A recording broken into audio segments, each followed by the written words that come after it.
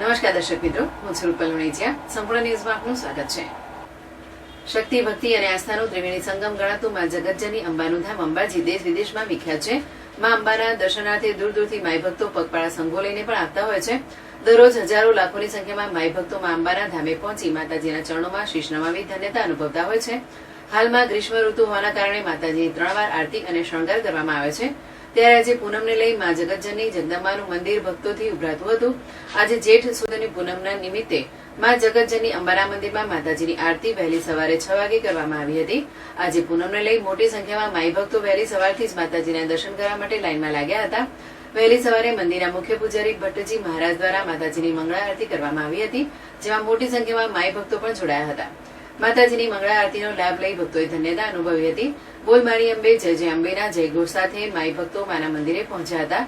માતાજીના જયઘોષથી મા અંબાનું મંદિર ગુંજી ઉઠ્યું હતું. આજે જેઠ સુદ પૂનમને લઈ અંબાજી મંદિરમાં ભક્તિમય માહોલ છવાયો હતો.